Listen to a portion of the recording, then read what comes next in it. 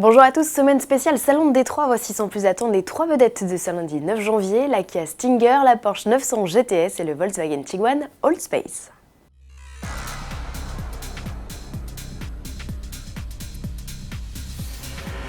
La semaine s'annonce riche en nouveautés avec l'ouverture du premier salon automobile de l'année à Détroit. Nombreux sont déjà les modèles à avoir été révélés, mais pour ne pas tous les présenter à la va-vite, nous avons choisi de vous les dévoiler au compte-gouttes. Et l'on ouvre la semaine avec ce coupé Kia que l'on appelait jusqu'ici GT, du nom de son concept précurseur dévoilé en 2011.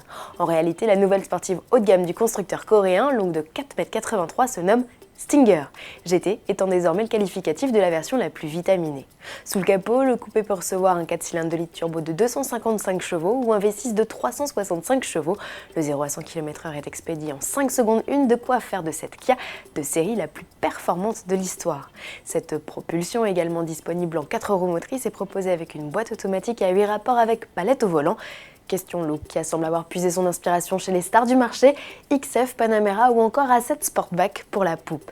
Les prix pourraient débuter autour des 35-40 000 €, soit davantage en lien avec le segment inférieur comprenant les A5 Sportback et BMW Série 4 Grand Coupé, à confirmer bien sûr.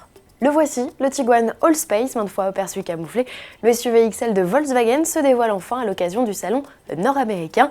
Attendu au second semestre en Europe, il sera proposé avec les motorisations les plus puissantes du Tiguan, soit 3 essences et 3 diesels de 150 à 240 chevaux.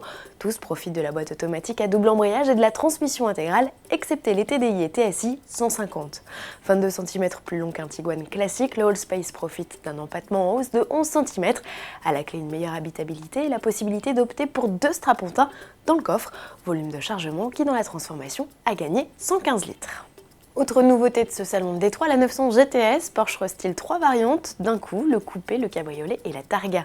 Au-delà du style, la principale nouveauté se cache sous le capot. À l'image des classiques 911, cette version GTS, intercalée dans la gamme juste au-dessus des versions S, opte pour un 6 cylindres à plat turbo-compressé. Il développe dorénavant 450 chevaux, soit 20 chevaux de plus que l'ancienne génération de GTS. Un regain de puissance qui permet à la 911 GTS en pack Sport Chrono d'avaler le 0 à 100 en 3 secondes 7.